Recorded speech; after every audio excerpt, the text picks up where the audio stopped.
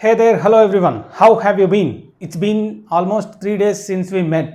Anyway, guys, I'm really excited to be here in front of you with an interesting topic. ఏంటి అంటే ఈరోజు మనం two prepositions గురించి మాట్లాడుకోబోతున్నాం. ఒకటి టు అండ్ ఫర్. అయితే ఈ రెండింటి మీనింగ్ కూడా ఆల్మోస్ట్ సేమ్ ఉండడం వల్ల చాలామంది చాలాసార్లు కన్ఫ్యూజ్ అవుతుంటారు. ఓకే, ఆ కన్ఫ్యూజన్ని మనం క్లియర్ చేసుకొని ఇక నుండి పర్ఫెక్ట్గా ఎట్లాంటి డౌట్స్ లేకుండా చాలా పర్ఫెక్ట్గా ఏ విధంగా ఉపయోగించాలి అనేది ఈరోజు క్లాస్లో తెలుసుకునే ప్రయత్నం చేద్దాం. So guys, as usually this is also going to be very interesting. చివరి దాకా చూడండి, సబ్స్క్రైబ్ చేసుకోండి, మీ ఫ్రెండ్స్కి చెప్పండి అబౌట్ దిస్ ఛానల్, అందరికీ షేర్ చేసే ప్రయత్నం చేయండి వాట్సాప్ గ్రూప్స్లో. Okay guys, let's get into the topic without wasting any time. Well, to అంటే మీనింగ్ ఏంటి అంటే ఏదైనా ఒక పని చేయడానికి లేదా చేసినందు కోసం అనే కొరకు, కి లేదా కు, కొరకు, కోసం, అందుకు అనే మీనింగ్లో వస్తుంది. ఫర్ అంటే కూడా ఆల్మోస్ట్ ఓకే, కోసం, కొరకు అనే మీనింగ్లో ఉపయోగిస్తాం. అయితే మనకి మంచి క్లారిటీ కోసం ఏంటంటే ఎగ్జాంపుల్స్ మనం డిస్కస్ చేస్తూ వెళ్తే చాలా ఈజీగా మనం దాన్ని గుర్తుపెట్టుకునే ప్రయత్నం చేయొచ్చు. ఓకే గైస్, సో చూద్దాం ఎగ్జాంపుల్స్ ఏంటి అని. అయితే టు అనేది ఎన్ని వేరియేషన్స్లో ఉపయోగిస్తామో అలాగే ఫర్ అనేది ఎన్ని వేరియేషన్స్లో ఉపయోగిస్తాం అనేది చాలా క్లియర్గా తెలుసుకుందాం. ఓకే, వెల్, ఇక్కడ డెస్టినేషన్ అంటే గమ్యం. ఏదైనా ప్లేస్కి వెళ్తున్నప్పుడు మనం టు అనేది ఉపయోగిస్తాం. ఎట్లా అంటే ఇక్కడ చూడండి, నేను హైదరాబాద్కి పోతున్నా, హైదరాబాద్కు పోతున్నా అని చెప్పాలి. ఇక్కడ డెస్టినేషన్ అనేది హైదరాబాద్, నేను పోతున్నా అనుకోండి, ఇప్పుడు పోతున్నా, ఐ ఆమ్ గోయింగ్ హైదరాబాద్ అని ఉంది. సో అప్పుడు ఏం యూజ్ చేస్తాము, I am going to Hyderabad అంటే హైదరాబాద్కి పోతున్నా అంటే అది నా గమ్యం, నా డెస్టినేషన్, అక్కడికి నేను వెళ్తున్నా అని చెప్పేటువంటి సిచ్యువేషన్లో టు ఉపయోగిస్తాం. She is going to America అంటే ఆమె అమెరికాకి వెళ్తున్నది. Players are going to ground అంటే వాళ్ళు గ్రౌండ్కి వెళ్తున్నారు. My dad is going to office అంటే మా డాడ్ వచ్చేసి ఆఫీస్కి వెళ్తున్నాడు. ఇంకా చాలా డిఫరెంట్ సిచ్యువేషన్స్లో చెప్పవచ్చు. ఏంటి, నేను నిన్న పోయినా, ఐ వెంట్ టు హైదరాబాద్ అంటే నేను నిన్న హైదరాబాద్కి పోయినా. నేను నిన్న సిద్దిపేటకు పోయినా, ఐ వెంట్ టు సిద్దిపేట. ఎక్కడికి అంటే సిద్దిపేటకి, కాబట్టి to. So I went to Siddipet, ఈ విధంగా చెప్తాం. Maybe I will go to Goa next week. Next week నేను ఎక్కడికి వెళ్తా అంటున్నా, ఎక్కడికి అంటే గోవాకి, కాబట్టి to. So I will go to Goa next week నేను గోవాకి వెళ్తాను. ఈ విధంగా డెస్టినేషన్ గురించి చెప్పినప్పుడు టు ఉపయోగించడం జరుగుతుంది. ఓకే, అలాగే టైం గురించి చెప్పినప్పుడు మనం మోస్ట్ ఆఫ్ ద టైమ్స్ ఇలా టు ఉపయోగిస్తాం. ఎట్లా అంటే 4:15 అవుతుంది అని చెప్పాలనుకున్నాం అనుకోండి, ఇట్స్ 4:45, ఇట్స్ 4:45 లేదా ఇట్స్ 4:45 ఈ విధంగా ఉపయోగిస్తుంటాం. సో ఇలా టైం చెప్పే సిచ్యువేషన్లో కూడా టు ఉపయోగిస్తాం.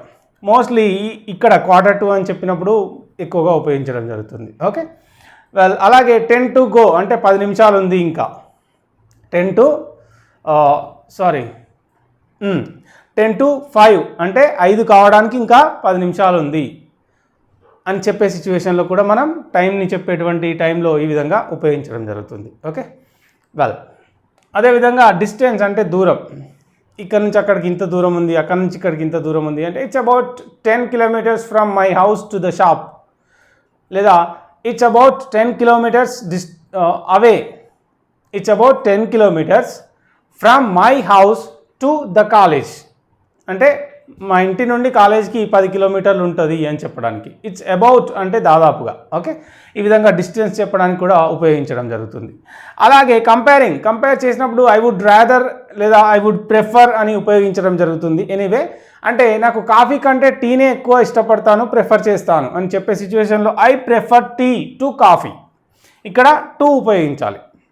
ఓకే, చాలామంది ఇక్కడ దాన్ కానీ ఇంకా వేరే డిఫరెంట్ థింగ్స్ ఉపయోగించే ప్రయత్నం చేస్తారు, విచ్ ఈజ్ ఇన్కరెక్ట్, అది తప్పు. సో ఇక్కడ ఐ ప్రిఫర్ ఉపయోగించినప్పుడు ఒక బండ గుర్తుపెట్టుకోండి. ఐ ప్రిఫర్ తర్వాత ఇక్కడ 2 things మధ్యలో కంపారిజన్ వస్తుంది. అట్లా వచ్చినప్పుడు ఇక్కడ టు ఉపయోగించండి. I prefer sleeping to work అంటే నాకు పని చేయడం కంటే నిద్రపోవడమే ఎక్కువ నాకు ప్రిఫర్ చేస్తాను అని చెప్పడానికి. ఇక్కడ కూడా I prefer tea to coffee అంటే కాఫీ కంటే కూడా నేను టీనే ఎక్కువ ప్రిఫర్ చేస్తాను అని. ప్రిఫర్ ఉపయోగించినప్పుడు గుర్తుపెట్టుకోండి, టూ థింగ్స్ మధ్యలో కంపారిజన్ వస్తుంది. అలా వచ్చినప్పుడు మధ్యలో టు ఉపయోగించండి, land mark. Okay, well, giving అంటే ఇవ్వడం గురించి చెప్పినప్పుడు టు ఉపయోగిస్తాం. అంటే ఎవరికి ఇచ్చినావు అని చెప్పే సిచ్యువేషన్లో, నేను నా మొబైల్ ఫ్రెండ్కి ఇచ్చిన, I gave my mobile to my friend, నా ఫ్రెండ్కి నేను మొబైల్ ఇచ్చిన. Okay, she has given me, లేదా I have given my friend, actually I have given my car to my friend అంటే నేను నా కార్ నా ఫ్రెండ్కి ఇచ్చిన అని చెప్పడానికి I have given my car to my friend. Okay, ఈ విధంగా చెప్తాం. ఇది ఇవ్వడం గురించి మాట్లాడినప్పుడు ఎవరికి ఇచ్చారు అని చెప్పే సిచ్యువేషన్లో అతనికి ఇచ్చాను, ఆమెకి ఇచ్చాను, వాళ్ళకి ఇచ్చాను, వీళ్ళకి ఇచ్చాను అని చెప్తూ ఉంటాం కదా, అట్లాంటి సిచ్యువేషన్లో టు. ఇక్కడ రీజన్ చెప్పేటప్పుడు ఎందుకు వచ్చినావు లేదా ఏం చేయడానికి వచ్చినావు, ఇట్లాంటి సిచ్యువేషన్లో ఒక కారణం చెప్పడానికి. ఫర్ ఎగ్జాంపుల్, నేను ఇక్కడ ఉన్నా ఎందుకు, ఇంగ్లీష్ చెప్పడానికి. ఐ ఆమ్ హియర్ ఎందుకు అంటే టు టీచ్ ఇంగ్లీష్. సో మొత్తం నేను కనెక్ట్ చేస్తే ఏమవుతుంది, I am here to teach you English అంటే మీకు ఇంగ్లీష్ చెప్పడానికి నేను ఇక్కడ ఉన్నా. ఓకే, అదేవిధంగా I came here to meet you అంటే నిన్ను కలవడానికి నేను ఇక్కడికి వచ్చినా అని చెప్పడానికి. సెంటెన్సెస్ని ఎక్స్టెండ్ చేయడానికి టు ఇన్ఫినిటివ్ యాడ్ చేసి మనం మళ్ళీ వర్బ్ నెంబర్ 1 యాడ్ చేస్తాం. Will be speaking bigger sentences continuously. Well, I came here to talk to you అంటే నేను ఇక్కడికి వచ్చాను నీతో మాట్లాడడానికి, to talk to you, right. ఈ విధంగా ఉపయోగించడం జరుగుతుంది. అంటే రీజన్ చెప్పడానికి కూడా ఇలా టు ఉపయోగించడం జరుగుతుంది. Let's move on to the next one, for. For a విధంగా ఉపయోగించవచ్చు అనేది చూస్తే కనుక, ఫర్ అంటే కొరకు, కోసం అనే మీనింగ్స్ మనకి రావడం జరుగుతుంది. ఆ మీనింగ్స్ వచ్చినప్పుడు పర్టికులర్గా ఉపయోగించాలి అనేది మనకి తెలిసిన ఒక విషయం, ఆఫ్ కోర్స్. ఓకే, కానీ దాన్ని ఎన్ని వేరియేషన్స్లో ఉపయోగిస్తామనేది ఒకసారి చూసే ప్రయత్నం చేద్దాం. ఇక్కడ బెనిఫిట్స్ గురించి చెప్పేటప్పుడు, బెనిఫిట్స్ అంటే walking is good for your health. Doctor చెప్తాడు ఏంటి, నీ హెల్త్కి వాకింగ్ అనేది మంచి చేస్తుంది, మంచిగా ఉంటుంది అని చెప్పడానికి walking is good for your health. Okay, అలాగే yoga is good for your health అంటే యోగా మీ ఆరోగ్యానికి మంచిది, ఆరోగ్యానికి అని చెప్తున్నాం. ఓకే, సో అలాంటి సిచ్యువేషన్లో ఇక్కడ ఫర్ ఉపయోగించడం జరుగుతుంది. ఇక్కడ ఫర్ వచ్చినప్పుడు మ్యాక్సిమం నౌన్ ఉపయోగిస్తాము లేదా వర్బ్ నెంబర్ 4 అంటే వర్బ్తో ఐఎన్జీ ఫామ్ ఉపయోగించడం జరుగుతుంది. ఇంకా కొన్ని ఎగ్జాంపుల్స్ చూద్దాం. అలాగే పీరియడ్ ఆఫ్ టైం చెప్పినప్పుడు, పీరియడ్ ఆఫ్ టైం అనేది ఎట్లా అంటే ఫర్ 10 months కావచ్చు, for 10 years, for 10 decades, for 10 hours, for the last 10 years, for the last 2 years, for the last 30 minutes. ఈ విధంగా అంటే పీరియడ్ ఆఫ్ టైం అదంతా కూడా. ఓకే, మనకి ప్రెజెంట్ పర్ఫెక్ట్ కంటిన్యూస్లో చెప్పుకుంటాం ఏంటి, గతంలో స్టార్ట్ అయ్యి ఇప్పటి వరకు ఇంకా జరుగుతూనే ఉంది అని చెప్పేటువంటి సిచ్యువేషన్లో మనం ఏం చేస్తామంటే ఫర్ ఆర్ సిన్స్ ఉపయోగిస్తాం. మీకు గుర్తుండే ఉంటుంది. ఫర్ అంటే అక్కడ పీరియడ్ ఆఫ్ టైం అంటే ఇందాక నేను చెప్పిన కదా, for the last 10 minutes, for the last 1 hour, for 2 hours, for 12 years, for 20 years, for 2 decades. ఇవన్నీ కూడా ఏంటి, పీరియడ్ ఆఫ్ టైం. అక్కడ ఫర్ ఉపయోగిస్తాం. ఇక్కడ చూసినట్టయితే we have lived here for 10 years అంటే we have lived here for 10 years అంటే మేము ఇక్కడ 10 సంవత్సరాలు నివసించాము. I have been waiting for a job, నేను జాబ్ కోసం ఎదురు చూస్తున్నాను. ఓకే, అలాగే ఇక్కడ ఫర్ లాస్ట్ 2 years అంటే గత 2 సంవత్సరాలుగా నేను జాబ్ కోసం వెయిట్ చేస్తున్నాను అని చెప్పడం. లేదా I am waiting for the bus for the last 1 hour అంటే బస్సు కోసం 1 hourగా వెయిట్ చేస్తున్నా. ఇక్కడ ఫర్ అనేది 2 సార్లు వచ్చింది. డోంట్ గెట్ కన్ఫ్యూజ్డ్, ఎందుకంటే బస్సు కోసం ఎంత కాలంగా అని చెప్పడానికి 2 times ఉపయోగించడం జరిగింది. Okay, it doesn't what do we call, it doesn't matter, of course we can use it, right. Yeah, ఇక్కడ ఏంటి అంటే I am waiting for the bus for the last 2 hours అంటే 2 గంటల నుండి బస్ కోసం వెయిట్ చేస్తూనే ఉన్నాను అని చెప్పే సిచ్యువేషన్లో ఇక్కడ ఏమంటాము, ఫర్ అనేది పీరియడ్ ఆఫ్ టైంకి ఉపయోగించాలి. అయితే సిన్స్ అనేది మాత్రం పాయింట్ ఆఫ్ టైం, అది కూడా ప్రెజెంట్ పర్ఫెక్ట్లోనే ఎక్కువగా వస్తుంది. పాయింట్ ఆఫ్ టైం అంటే yesterday, last week, last year, last night, since 1947, since one incident happened, ఒక సంఘటన జరిగినప్పటి నుండి అని చెప్పే సిచ్యువేషన్లో సిన్స్, అది పాయింట్ ఆఫ్ టైం అంటాము. ఇక్కడ పీరియడ్ ఆఫ్ టైం గుర్తుపెట్టుకోండి. అలాగే schedule, well I have got an appointment. Okay, for November 20కి నాకు ఒక అపాయింట్మెంట్ ఉంది. ఎస్, ఈ విధంగా.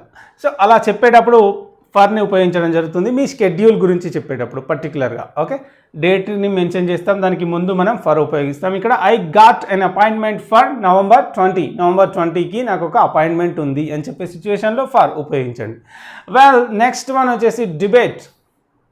డిబేట్ అంటే గ్రూప్ డిస్కషన్స్. మనం మాట్లాడుతుంటాం కదా, చర్చిస్తాం.